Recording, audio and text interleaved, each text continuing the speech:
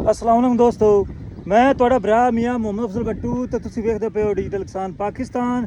ਕਿਸਾਨ ਵੀਰ bro back side ਦਾ ਆਪਾਂ ਅਗੇਤੀ ਮੁੰਜੀ ਲਾਈ ਹੋਈ ਸੀ 1985 ਤੇ ਇਸ ਨੂੰ ਅੱਜ ਆਪਾਂ ਆਖਰੀ ਖਾਦ ਤੇ ਦਵਾਈ ਲਾਉਂਦੇ ਪਏ ਆ ਜ਼ਹਿਰ ਤੇ ਇਹਦੇ ਬਾਰੇ ਮਾਲੂਮਾਤ ਦੇਣੇ ਆ ਵੀ ਕਿਸ ਤਰੀਕ ਨੂੰ ਲਾਈ ਸੀ, ਦੋਨੇ ਦੀ ਕੀ ਪੋਜੀਸ਼ਨ ਹੈ ਤੇ ਆਓ ਚਲੀਏ ਗੱਲਬਾਤ ਕਰੀਏ।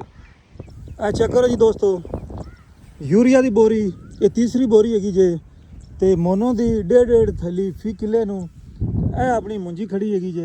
ਆ ਚੈੱਕ ਕਰ ਲਓ ਜ਼ਰਾ, ਇਹ ਸਾਹਮਣੇ ਵੀ ਚੈੱਕ ਕਰ ਲਓ।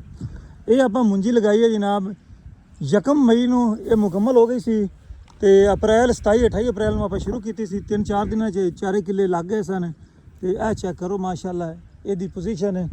ਤੇ ਸਬਰ ਭਾਈ ਜਿਹੜੇ ਨੇ ਖਾਦ ਦੇ ਵਿੱਚ 1.5 ਥੈਲੀ ਜਿਹੜੀ ਹੈ ਮਿਕਸ ਕਰਦੇ ਪਏ ਨੇ, ਮਿਕਸ ਕਰਕੇ ਜਨਾਬ ਇਹ ਸੁੱਟਦੇ ਪਏ ਨੇ। ਦੋਹਰੀ ਸ਼ਾਟ ਸੁੱਟਣੀ ਹੈ ਜਾਂ ਇੱਕ ਹੋਰੀ ਤੇ ਮਾਸ਼ਾਅੱਲਾ ਪਹਿਲੇ ਵੀ ਇਹਨੇ 2 ਖਾਦਾਂ ਸੁੱਟੀਆਂ ਨੇ ਤੇ ਮਾਸ਼ਾਅੱਲਾ ਬਰਾਬਰ ਮੁੰਜੀ, ਉਹਦੇ ਵਿੱਚ ਕੋਈ ਵਾਧਾ ਘਾਟਾ ਨਹੀਂ, ਬਰਾਬਰ ਰੰਗ ਤੇ ਜਿਸ ਤਰੀਕੇ ਥੈਲੀ ਦੀ ਮਿਕਸਿੰਗ ਉਹਨੇ ਕੀਤੀ ਹੈ ਚੈੱਕ ਕਰ ਲਓ ਮਾਸ਼ਾਅੱਲਾ। ਤੇ ਕਈ ਦੋਸਤ ਕਹਿੰਦੇ ਪਏ ਨੇ ਉਹ ਪਰੇਸ਼ਾਨ ਹੈਗੇ ਨੇ। ਸਾਡਾ ਇੱਕ ਭਰਾ ਹੈ, ਉਹਨੇ ਮੈਨੂੰ ਮੈਸੇਜ ਕੀਤਾ WhatsApp ਤੇ ਵੀ ਭੱਟ ਸਾਹਿਬ ਅਸਾਂ ਅਗੇਤੀ ਲਾਈ ਹੈ 1985, ਦੱਸਿਆ ਕੀ ਪੋਜੀਸ਼ਨ ਹੈ। ਤੇ ਭਾਈ ਜਿੰਨਾ ਵੀ ਸਾਡੇ ਪਾਸ 1509 ਜਾਂ 1985 ਪਿਛਲੇ ਸਾਲਾਂ ਵਿੱਚ ਵੀ ਅਗੇਤੀ ਲਾਈ ਸੀ ਉਹਨਾਂ ਦੀ ਵੀ ਮੁੰਜੀ 40-45-50 ਮਣ ਤੱਕ ਨਿਕਲ ਗਈ ਹੈ। ਲੇਕਿਨ ਸਾਰਾ ਦਾਰੋਮਦਾਰ ਹੁੰਦਾ ਹੈ ਮੌਸਮ ਤੇ ਅੱਲਾਹ ਖੈਰ ਕਰੇਗਾ। ਮੌਸਮ ਜਿਹੜਾ ਹੈ ਹਾਲੇ ਤੱਕ ਤਾਂ ਬਿਹਤਰ ਹੀ ਨਜ਼ਰ ਆਉਂਦਾ ਪਿਆ, ਹਵਾਵਾਂ ਗੁੱਲੀਆਂ ਹੋਈਆਂ ਨੇ, ਹਬਸ ਕੋਈ ਨਹੀਂ ਹੈਗੀ। ਅਸਲ ਟਾਈਮਿੰਗ ਜਨਾਬ ਹੁਣ ਹੈ 10 ਜੂਨ ਤੋਂ ਬਾਅਦ ਤੁਸੀਂ ਉਹਦੀ ਪਨੀਰੀ ਲਗਾਓ, ਫਿਰ ਜਨਾਬ 40 ਦਿਨ ਤੋਂ ਬਾਅਦ ਉਸ ਦੀ ਅੱਗੇ ਸ਼ਿਫਟਿੰਗ ਕਰੋ ਜੁਲਾਈ ਵਿੱਚ ਤੇ ਫਿਰ ਉਹਦੇ ਵਿੱਚ ਇਨਸ਼ਾਅੱਲਾ ਤਾਂ 40-50-60 ਮਣ ਤੱਕ ਸੁਪਰ ਬਾਸਮਤੀ ਜਿਹੜੀ ਹੈ ਕੋਈ ਵੀ ਤੁਸੀਂ ਵੈਰਾਈਟੀ ਲਾਓਗੇ ਤਾਂ ਕਾਮਯਾਬ ਹੋ ਜਾਵੇਗੀ। ਕਈ ਦੋਸਤ ਭਰਾ ਜਿਹੜੇ ਨੇ ਟਾਈਮ ਦਾ ਹੁਣ ਖਿਆਲ ਨਹੀਂ ਕਰਦੇ ਪਏ, ਬਸ ਜਨਾਬ ਆਪਣੇ ਆਪ ਹੀ ਆਪਣੀ ਮਰਜ਼ੀ ਨਾਲ ਹੀ ਬਸ ਮੁੰਜੀ ਲਗਾਈ ਆਉਂਦੇ ਨੇ। ਲੇਕਿਨ ਜਿਹੜੀ ਆ ਵੈਰਾਈਟੀ ਹੈਗੀ ਹੈ 1985 ਹੋ ਗਈ, 1509 ਹੋ ਗਈ, ਇਹ 90 ਦਿਨਾਂ ਵਾਲੀ ਵੈਰਾਈਟੀ ਹੈ।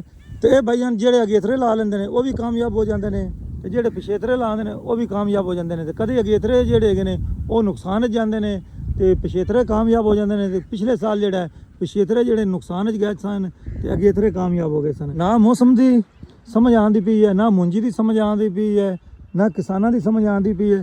ਜਿਸ ਵੇਲੇ ਕਿਸੇ ਦਾ ਦਿਲ ਕਰਦਾ ਉਸ ਵੇਲੇ ਜਨਾਬ ਹਰ ਫਸਲ ਹੀ ਲਗਾਉਂਦੇ ਪਏ ਨੇ। ਬਾਕੀ ਜਨਾਬ ਅੱਲਾਹ ਤਾਲਾ ਬਿਹਤਰ ਕਰੇਗਾ, ਅੱਛਾ ਰਿਜ਼ਲਟ ਮਿਲੇਗਾ, ਉਮੀਦ ਸਾਰੇ ਕਰਨੇ ਆ ਇਨਸ਼ਾਅੱਲਾ ਤਾਲਾ। ਤੇ ਆਪਣੀ ਮੁੰਜੀ ਵੀ ਤਕਰੀਬਨ ਗੱਬੇ ਤੇ ਆਈ ਖੜੀ ਹੈ ਤੇ ਇਨਸ਼ਾਅੱਲਾ ਤਾਲਾ ਜਲਦੀ ਮੁੰਜਰਾਂ ਕੱਢ ਜਾਸੀ ਦੀ ਫਿਰ ਮੈਂ ਆਪਣੇ ਵੀਰ ਭਰਾਵਾਂ ਨੂੰ ਵਿਖਾਵਾਂਗਾ ਵੀ ਇਹਦੀ ਕੀ ਪੈਦਾਵਾਰ ਰਹੀ ਹੈ, ਤਾਂ ਕਿ ਅਗਲੇ ਸਾਲ ਵਾਸਤੇ ਅਗਰ ਮੁੰਜੀ ਚੰਗਾ ਝਾੜ ਦੇਗੀ ਤੇ ਤਾਂ ਵੀ ਦੱਸਾਂਗੇ, ਜੇ ਖੁਦਾ ਨਾ ਖਾਸਤਾ ਮੰਦਾ ਝਾੜ ਰਿਹਾ ਫਿਰ ਵੀ ਦੱਸਾਂਗੇ, ਤਾਂ ਕਿ ਅਗਲੇ ਸਾਲ ਜਿਹੜੇ ਕਿਸਾਨ ਵੀਰ ਭਰਾ ਨੇ ਜਾਂ ਫਿਰ ਅਗੇਤਰਾ ਕੰਮ ਕਰਨਗੇ ਜਾਂ ਫਿਰ ਪਿਛੇਤਰਾ। ਤੇ ਇਸ ਸਾਲ ਤੱਕ ਕਈ ਦੋਸਤਾਂ ਨੇ ਕਿਸਾਨ ਵੀਰ ਭਰਾਵਾਂ ਨੇ ਛਾਪਰਾਂ ਦੇ ਥੱਲੇ ਪਨੀਰੀ ਲਾ ਦਿੱਤੀ ਸੀ ਤੇ ਮਾਰਚ ਵਿੱਚ ਹੀ ਉਹਨਾਂ ਮਤਲਬ ਇਹਨਾਂ ਇਸ ਦੀ ਸ਼ਿਫਟਿੰਗ ਕਰ ਦਿੱਤੀ ਤੇ ਉਹ ਹੁਣ ਜਨਾਬ ਜੂਨ ਵਿੱਚ ਉਹਨਾਂ ਦੀ ਕਟਾਈ ਵੀ ਹੋ ਗਈ ਤੇ ਪਾਕ ਪਤਨ ਆਰਫ ਵਾਲਾ ਗੱਲਾ ਮੰਡੀ ਵਿੱਚ ਨਵੀਂ ਮੁੰਜੀ ਆ ਵੀ ਗਈ ਹੈ। ਸ਼ੁਰੂ 'ਚ 5000 ਰੇਟ ਰਹੀ ਹੈ, ਹੁਣ 44-4500 ਹੋ ਗਿਆ ਹੈ। ਮਤਲਬ ਇਹਨਾਂ ਕਿਸਾਨ ਵੀਰ ਭਰਾ ਹਰੇ ਹੀ ਕਟਾ ਦਿੰਦੇ ਨੇ, ਜਿਹਦੀ ਵਜ੍ਹਾ ਨਾਲ ਮਾਰਕੀਟ ਡਿੱਗ ਪੈਂਦੀ ਹੈ। ਇਸੇ ਤਰੀਕੇ ਕੋਈ ਵੀ ਫਸਲ ਹੋਵੇ ਉਹਨੂੰ ਤਸੱਲੀ ਨਾਲ ਪਕਾਉਣਾ ਚਾਹੀਦਾ ਹੈ ਤੇ ਜਦੋਂ ਤਸੱਲੀ ਨਾਲ ਪੱਕ ਜਾਵੇਗੀ ਤਾਂ ਫਿਰ ਤੁਹਾਨੂੰ ਚੰਗਾ ਰੇਟ ਵੀ ਲੱਭੇਗਾ। ਮਾਸ਼ਾਅੱਲਾ ਬਹੁਤ ਸੋਹਣੀ ਫਸਲ ਖੜੀ ਹੈ, ਅੱਲਾਹ ਤਾਲਾ ਬਰਕਤ ਪਾਵੇ। ਤੇ ਇਹਨੂੰ 3-3 ਬੋਰੀਆਂ ਹੋ ਗਈਆਂ ਜੇ ਖਾਦ ਦੀਆਂ, ਅੱਜ ਹੋ ਜਾਵਣਗੀਆਂ।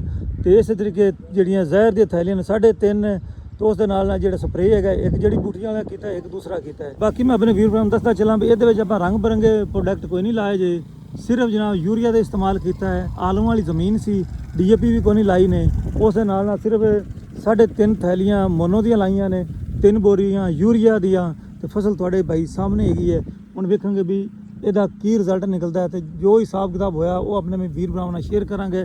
ਤੇ ਤੁਸੀਂ ਵੀ ਜਨਾਬ ਆਪਣੀ ਪੈਦਾਵਾਰ ਦੇ ਬਾਰੇ ਦੱਸਿਆ ਜੇ, ਤੁਸੀਂ ਕਦੋਂ ਪਨੀਰੀ ਲਾਈ ਹੈ, ਕਦੋਂ ਸ਼ਿਫਟ ਕੀਤਾ ਹੈ ਤੇ ਪਿਛਲੇ ਸਾਲ ਤੁਹਾਡੀ ਕਿੰਨੀ ਪੈਦਾਵਾਰ ਆਈ ਸੀ। ਤੇ ਸਾਡੀ ਪਿਛਲੀ ਵਾਰੀ 45 ਤੋਂ 50 ਮਣ ਆਈ ਸੀ 1985 ਦੀ ਵੀ ਤੇ 1509 ਦੀ ਵੀ। ਤੇ ਹੁਣ ਮੈਨੂੰ ਦੋ ਇਜਾਜ਼ਤ, ਤੁਹਾਡਾ ਭਰਾ ਮੀਆਂ ਮੁਹੰਮਦ ਅਫਜ਼ਲ ਬੱਟੂ। ਅੱਲਾਹ ਹਾਫਿਜ਼, ਪਾਕਿਸਤਾਨ ਜ਼ਿੰਦਾਬਾਦ।